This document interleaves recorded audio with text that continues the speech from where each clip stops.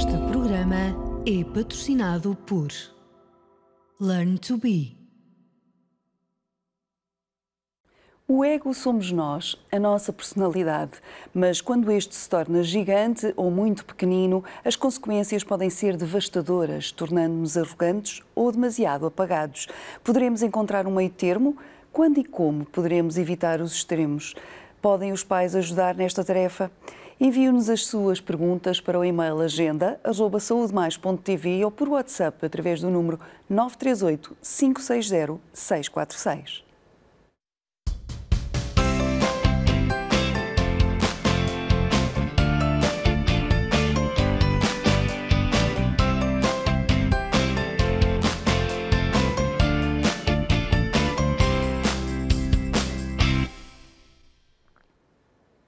Segundo Sigmund Freud, a nossa personalidade é formada por id, ego e superego. Mas o que são estes conceitos e como se refletem no que somos? Connosco temos a doutora Ana Val, psicóloga, para nos ajudar numa conversa nada egocêntrica. Olá, bem-vinda. Olá, muito obrigada. Precisamente, comecemos por estes conceitos e o conceito de ego, que é diferente do egoísmo e do egocentrismo, não é? Certo. O ego, como já referiu, é um conceito construído por Freud, já numa segunda tópica, ou seja, na sua fase mais avançada da obra. Quando nós pensamos no comportamento humano complexo, nunca podemos focar única e exclusivamente no ego, e sim na associação dos três elementos, que é o id, o ego e o superego. E quando é que nós devemos limar, entre aspas, e educar este ego para não se transformar ou em muito apagado ou em arrogância e em excesso de ego? Ao longo da nossa vida toda, desde muito pequeninos, o nosso id, não é? É muito trabalhado desde a terra infância, não é? Ou seja, desde o nosso nascimento. E o id é o quê? Ele rege pelo prazer do princípio, ou seja, é o princípio do prazer, o impulso. Imagina, a sensação de ter fome, de ter sede, o id provoca aqui uma reação de colmatar esta sensação, dar aqui uma resposta, ou seja, provoca aqui o facto de querer comer, querer beber. De certa forma também influencia aqui. Imagine-me só, uma situação que lhe causou algum stress, não é? Quando tem esta lembrança deste stress anterior, irá dar aqui uma ansiedade, ok? E isto surge desde mesmo quando somos muito, muito pequenos. Por sua vez, o ego já rege pelo princípio da realidade. Realidade esta que está envolvida consoante o contexto da pessoa, ok?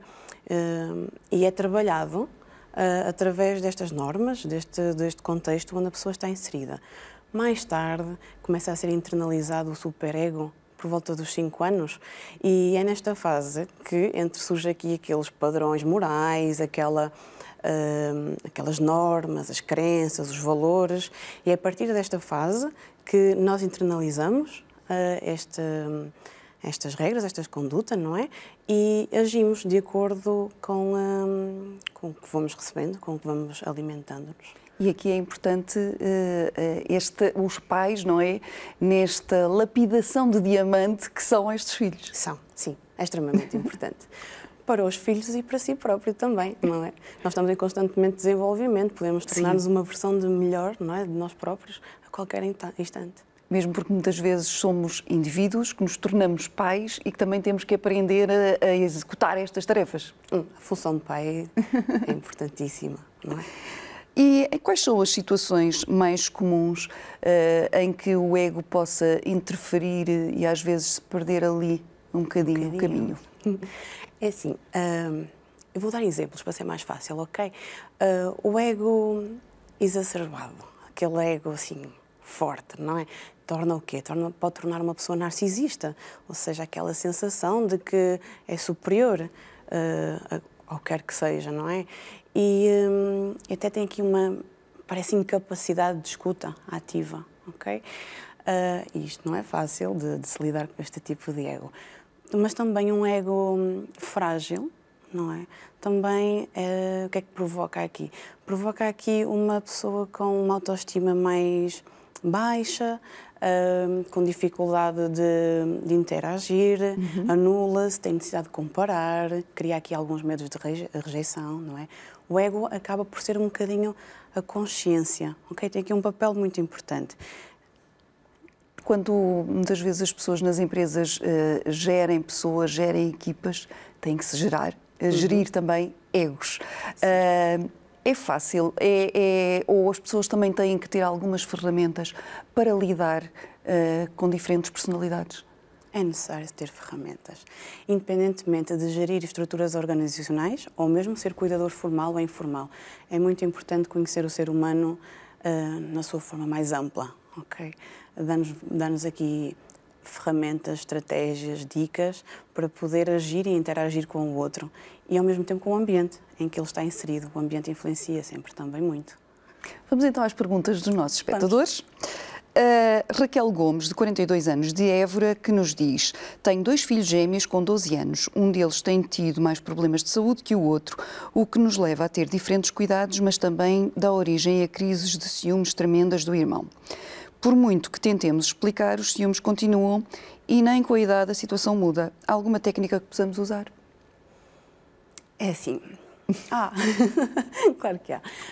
Agora aqui a questão é preciso compreender o nível deste ciúme, ok? Parece um ciúme aqui competitivo, muito natural entre os irmãos, mas é preciso ter aqui uma noção se está um ciúme exacerbado ou não, ok? Porque o ciúme, de certa forma, é muito importante para as crianças e para os irmãos, porque até é o sítio que eles, entre eles, não é?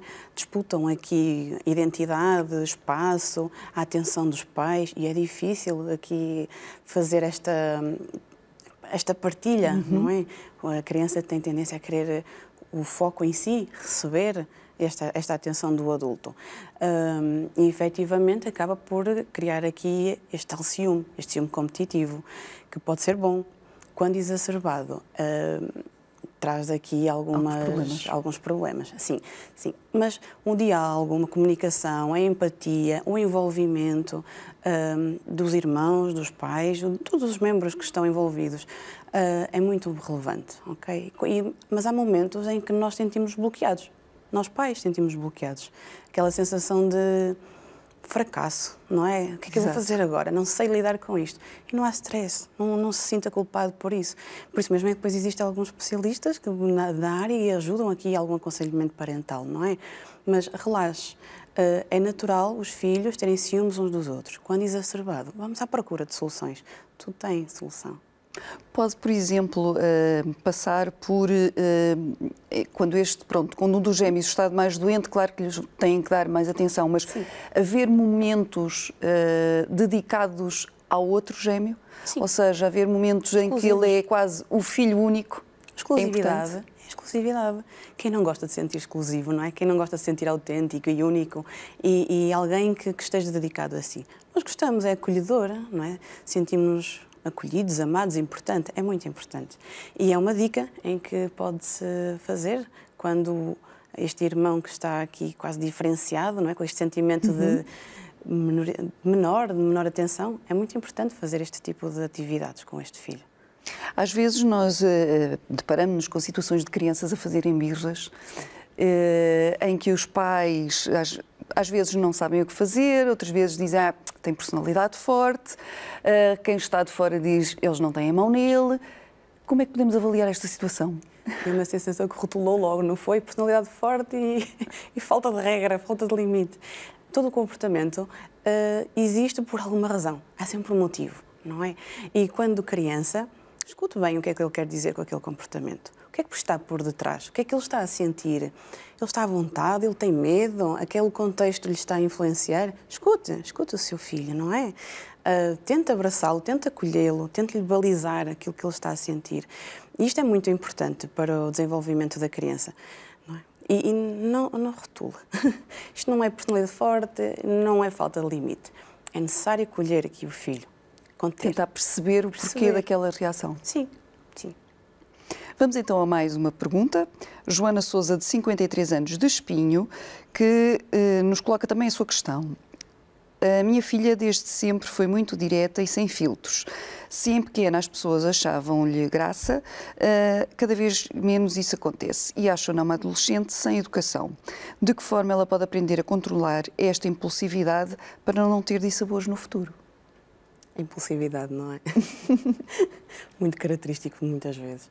Ora bem, a impulsividade é o quê? Lembra-se de há bocado falarmos do ID? Aquela necessidade de não adiar a gratificação de algo? Está aqui, ok? O que a filha da Joana sente é a necessidade de ter o prazer imediato, ok? É aquela... Isto vai mesmo contra um bem maior para si ou para os outros. E é fácil nós, no dia-a-dia, conseguirmos detectar ações impulsivas. Não é? Defini-las será um bocadinho mais complicadito, mas é fácil. E de uma forma, de uma literatura assim mais de senso comum, o que é a impulsividade? É aquela ação que não é pensada, não é? É aquele instinto que nós temos para reagir. O que às vezes chamamos de coração na boca. Coração na boca, exatamente. É um bocadinho por aí. Efetivamente é. Só que não avaliamos as consequências nem a relevância da nossa ação, certo? Ou seja, este meu comportamento, qual foi o impacto que teve no outro? E qual é o impacto que este comportamento também tem em mim? Isto está aqui um bocadinho escondido. E o que é importante? Efetivamente, a psicoterapia irá aqui ajudar, porque a impulsividade não deixa de ser única e exclusivamente a ponta do iceberg, ok? E é necessário ir aqui às bases, tentar aqui compreender as bases para que o processo terapêutico corra na sua plenitude. Porque a impulsividade em si tem aqui alguma mensagem. Há aqui uma necessidade de se conhecer. Porquê é que eu tenho esta reação? Okay? Vamos nos conhecer. E que é importante mesmo porque, se por um lado ela é impulsiva e pode ofender o outro, mas a resposta que o outro lhe pode dar também pode afetá-la a ela. Magoa. Pode receber aqui uma frustração, não é? Sim, magoa. E...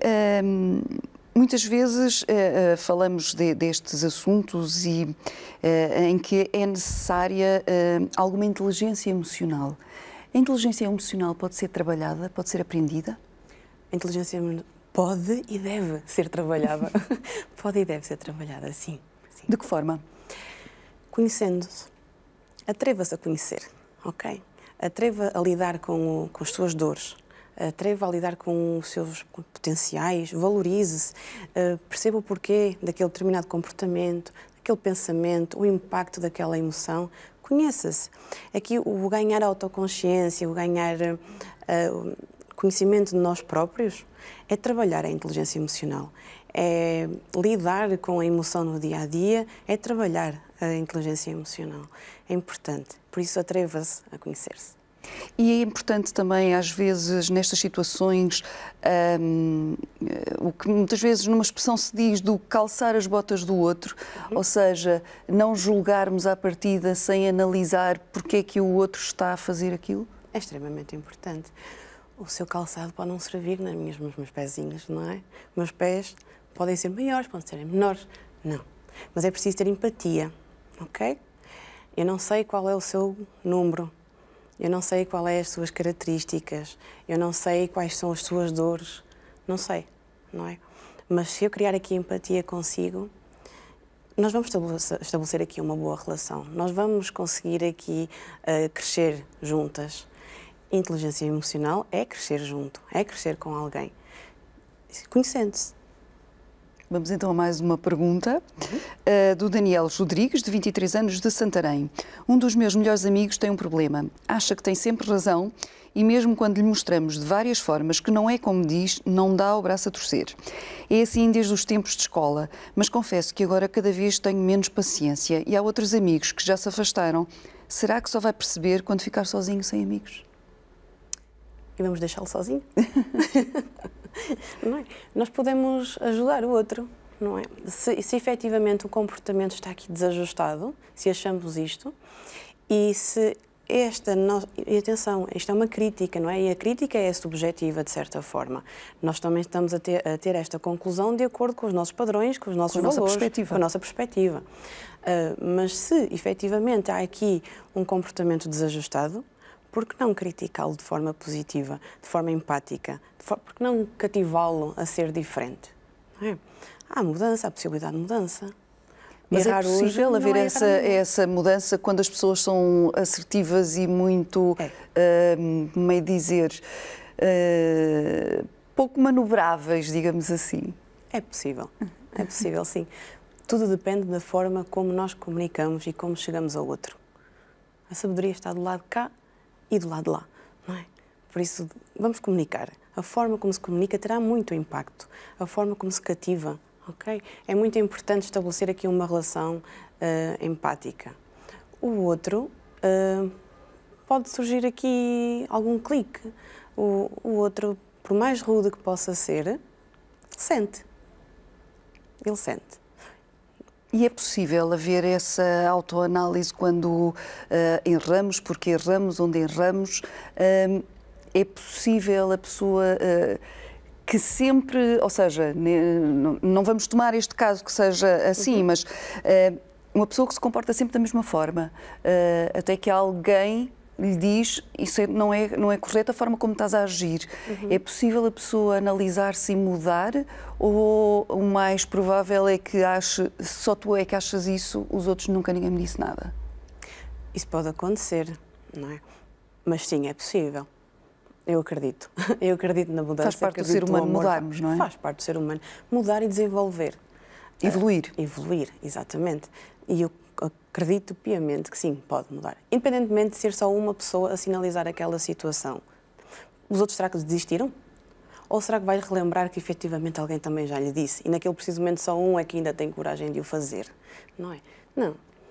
É possível a mudança. E isto pode ser uma questão, neste caso do amigo do Daniel, uma questão apenas de teimosia, ou isto pode ter por trás algum outro tipo de comportamento? Pode ter por trás outro tipo de comportamento. O nosso comportamento não deriva do acaso, não é? Há sempre uma razão, há um motivo e é necessário explorá-lo. Podemos estar aqui perante uma autoestima fragilizada, por exemplo. Okay? Exato. E quando nós sentimos a autoestima fragilizada, o que é que tentamos fazer? Tentar esconder, não é? Negar. Isto não significa que não se esteja, de certa forma, a pensar naquilo que o outro diz. E que, na realidade, esta pessoa não seja arrogante, pelo contrário, tenha baixa autoestima e que exteriorize desta forma. Exatamente. É uma defesa. Pode ser uma defesa do seu ego, digamos assim. Por WhatsApp chega-nos uma pergunta de Rui Tavares, de 28 anos, de Gaia. A minha namorada vem de uma família muito humilde e modesta, valores que se refletem também na sua personalidade. Nas conversas do que se passa no trabalho está sempre a elogiar os colegas, mas muitas vezes parece que ela se anula ao não entender que o sucesso dos outros também se deve ao contributo dela. Como é que a convenço que ela é competente, inteligente e que se deve valorizar? Que olhar atento. Belo namorado, não é? Como? Estamos a falar de autoestima. Voltamos outra vez à autoestima, não foi? Estamos aqui a falar de autoestima. E a autoestima é nada mais, nada menos do que uma avaliação subjetiva que nós fazemos de nós próprios, não é? E está relacionada com a educação, está relacionada com as experiências vividas, está relacionada aqui com vivências, ok? E que marcaram a pessoa. E, de certa forma, o que é que se tenta fazer quando se tem autoestima? Fugir. Não é? O outro é que consegue fazer, o outro consegue chegar lá. O outro faz bem, não é? Compara-se. E sente-se culpada ao mesmo tempo por fazer isto, mas compara-se, não é? E sente a incapacidade de realizar coisas, de realizar algo, não é? E acaba aqui por perder muitas oportunidades de desenvolvimento e oportunidades de carreira, oportunidades na família, a todos os níveis, ok? É importante aqui trabalhar de certa forma, a dar estratégias, não é? À namorada do Rui. Sim, do Rui Tavares. Não lhe chamei nomes.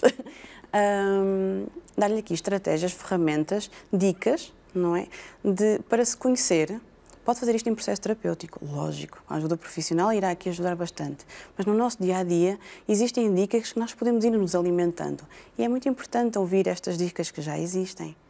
Mesmo porque, neste caso, se ela é competente, inteligente, é um trabalho de equipa em que são valorizados pelo todo, é importante haver precisamente esse estímulo para que a pessoa se reconheça enquanto membro válido e que produz valor naquela empresa.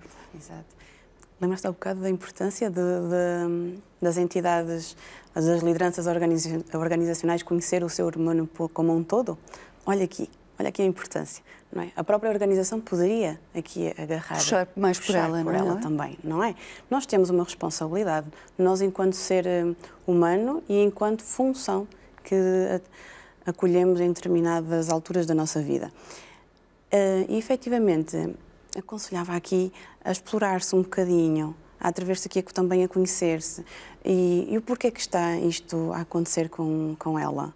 O que é que está aqui de trás? O que é que está a bloqueá-la? Qual é o fator que bloqueia aqui a situação, não é? Sim, porque apesar de ele dizer que ela vem de uma família humilde e modesta, poderá também ser um pouco de educação, ou de alguma coisa que aconteceu na escola, alguma coisa no passado que agora se reflete. Sim, não é? sim. A autoestima é trabalhada desde o início, não é? Exato. Como falou-se logo no início.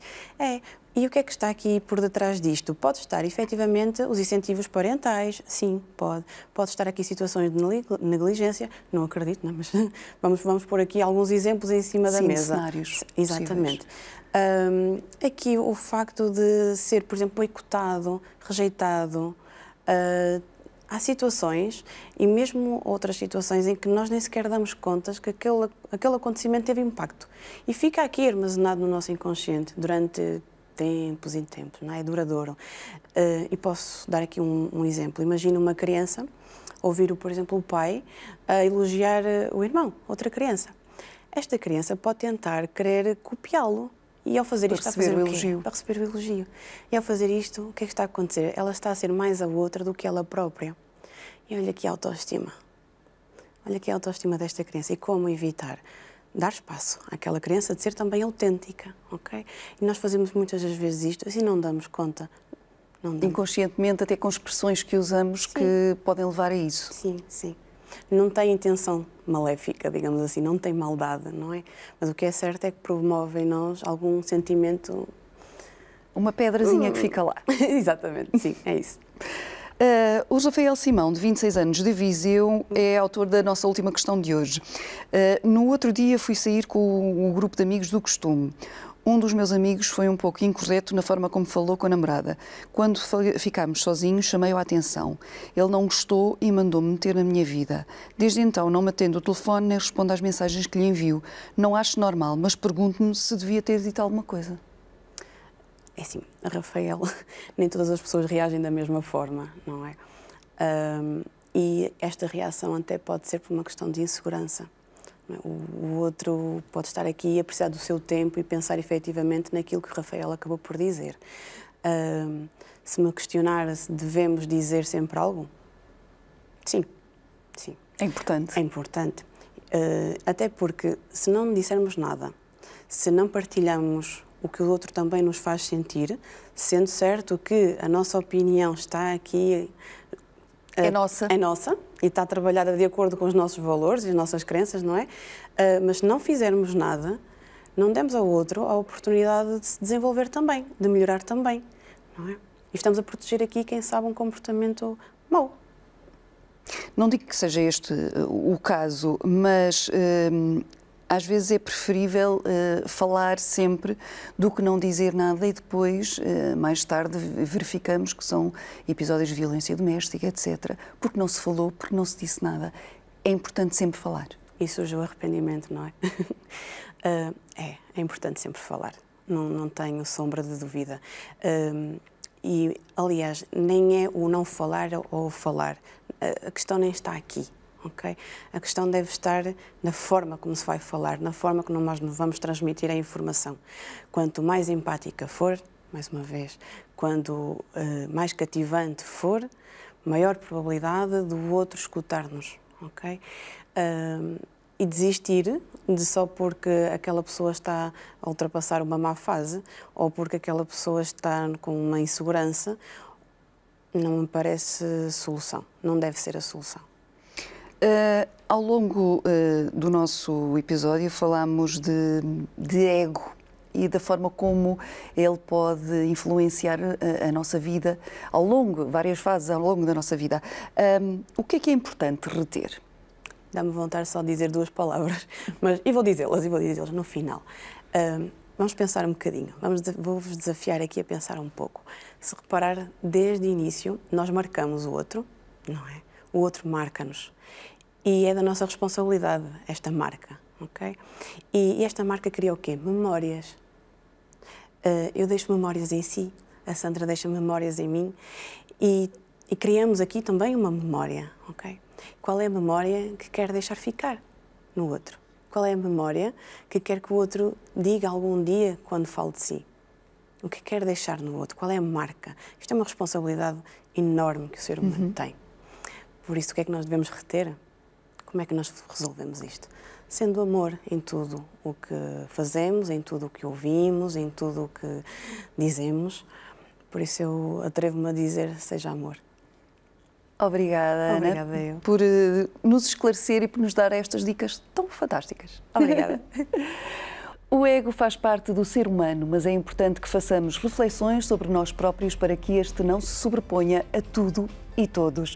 No programa de hoje deixámos alguns conselhos com a ajuda da doutora Ana Val. No próximo voltamos com outro tema e as vossas perguntas que nos poderão enviar por e-mail para agenda@saudemais.tv ou por WhatsApp através do número 938 560 646. Se preferir, poderá ainda entrar em contato connosco através das nossas redes sociais.